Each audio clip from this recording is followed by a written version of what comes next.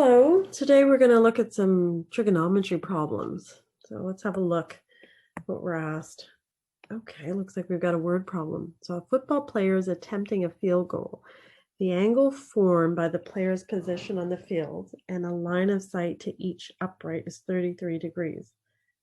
The distances to the uprights are 7.5 meters and, didn't spell that right, and a typo, and 10 meters.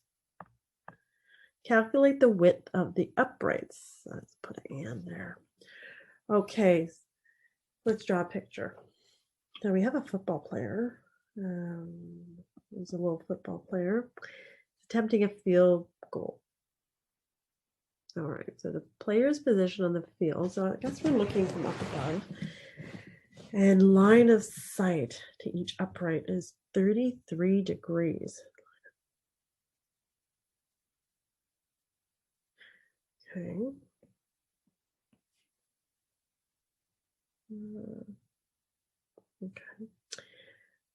Okay, so I guess these would be our uprights. Why don't we say that? Okay, the angle formed by the player's position on the field. Okay, I spelled field wrong as well. Typos bother me. Okay. And the line of sight to each upright. Okay. Oh, I see. Okay, so this is our 33 degrees, I believe. The angle formed by the player's position and line of sight to each. So this is one line of sight. This is the other line of sight. Is 33 degrees. So that angle is 33. Now, the distance to the uprights is, one is 7.5 meters. The other distance is 10 meters. Calculate the width. So we're looking for this distance. Okay. All right. These are the uprights. So this is an aerial view. Okay, good. So we need to find that distance x. All right, so what can we use? I think we can use a cosine law. Cosine law. And why? Because we have a triangle, person, or football player, and both of the uprights, and we call them, I don't know, A, B, and C. We have a triangle. We have two sides known and a contained angle, and we want to find out the length of the side opposite that contained angle. So why don't we give it a try? Okay, let's label some of these sides. Okay, let's label this. Oops, let's label this C, this B, the angle A, and let's start plugging into our cosine law. So we have x squared equals b squared plus c squared minus 2bc times cosine of angle A. All right, so b is 10, c is 7.5, and our angle A is 33 degrees. Okay, all right, let's see what we can do. Okay, so 10 squared is 100. 7.5 squared is 56.25. And 2 times 10 times 7.5, 150. Cosine of 33 degrees is 0.83867 approximately. All right. So 150 times our cosine is approximately 125.8. Here we have 156.25. Let's add those two values together.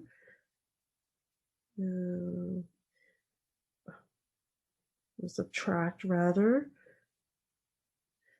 We end up with 30.45. That's our x squared, but we want x, so let's take the square root of that. 30.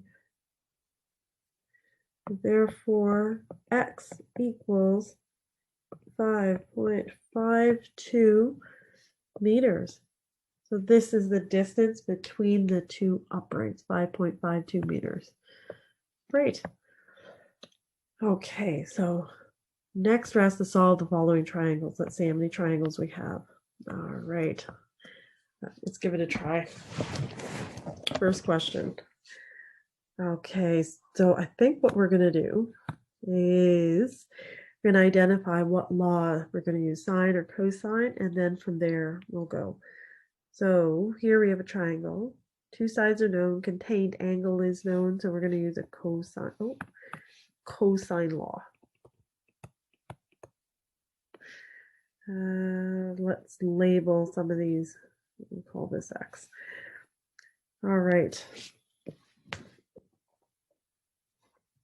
At least we're going to start with the cosine law. Second triangle B. So we have two angles in our triangle. That means we can figure out the third angle. Let's figure that out. 180 minus 135 minus 15. This angle here is 30. So now we can use the sine law. Excellent. All right, next. Now what can we do here? So here, I think we can use the sine law as well. Label our sides A, B, C. So we can use the sine law, sine little a, little b, little c. So sine of b over little b equals sine of,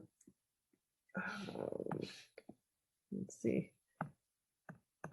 sine of angle c over little c equals sine of angle a over little a.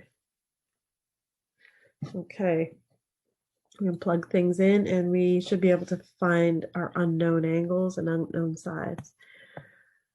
All right, so this triangle ABC, I'm going to label our vertices. So we have our sides, they're opposite our angles.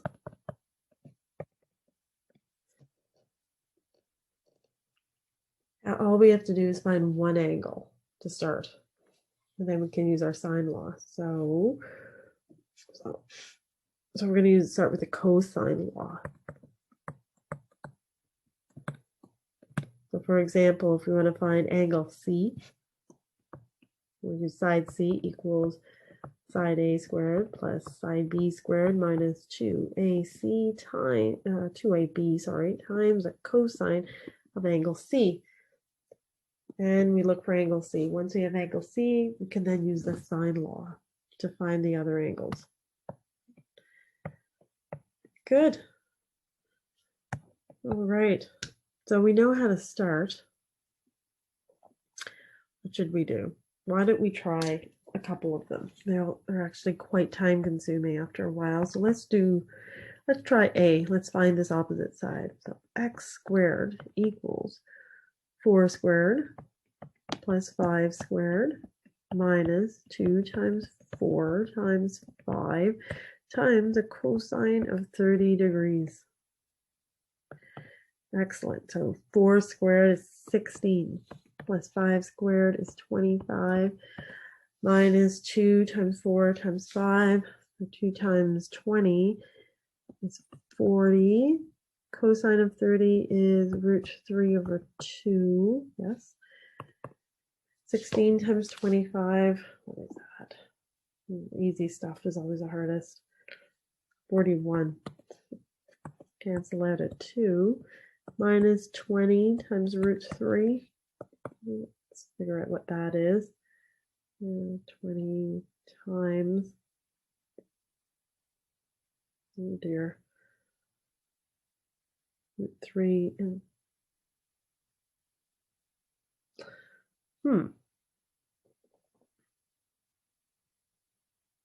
good. All right. So 41 minus 20 times root 3 is 6.36 approximately. All right, so then if we take the square root of that, I'm having a hard time with my square root button. 6.36, we get x equals 2.52. All right. So I'll leave the remaining angles using the sine law. Then we use the cosine law, then sine law to find the angles. I'll leave that as an exercise.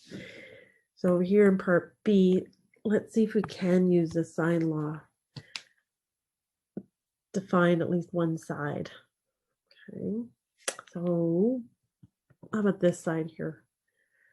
Okay, so sine 135 over 12 equals sine of 30 over x. So we need to solve for x. So x equals 12 times sine 30 over sine 135.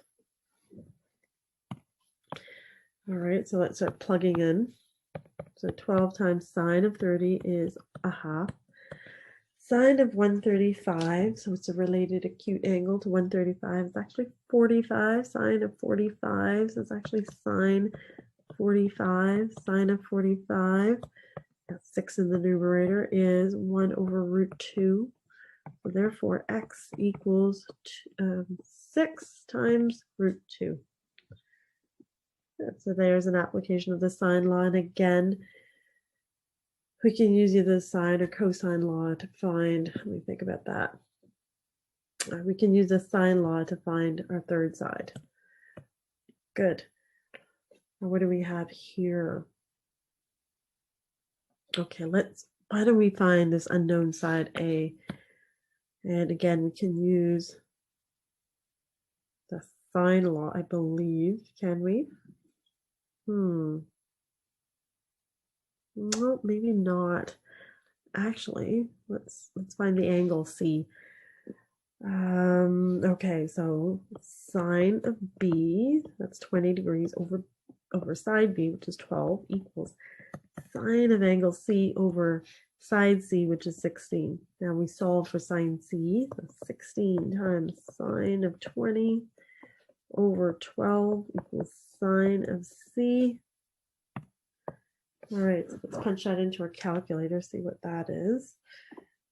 Okay, sine 20 degrees. Okay, times 16 divided by 12. Okay, so that, so sine of C is 0.456. All right, so now we need to take the inverse sine of this value of 0.456. And this will give us an angle of 27.13 approximately degrees. That's very interesting. It doesn't look like 27.13 degrees. 27.13 degrees. Interesting. And again, we can use the sine law to find our final angle A. So again, I'll leave that as an exercise. Finally, our cosine law. All right. So same thing. I will leave it as an exercise for you. I can just plug everything in, all our sides. So C is 4, A is 5, B is 8,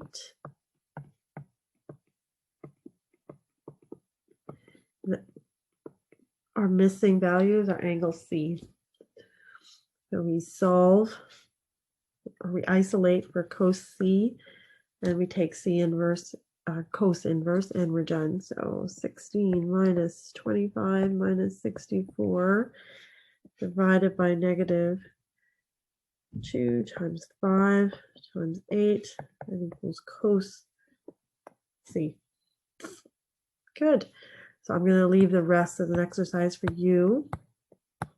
And this brings us to the end of our session. If you have any questions, please feel free to send us an email at info@raisemymarks.com or give us a call day or evening, and we will be happy to answer your questions. Thank you very much, and we look forward to seeing you again.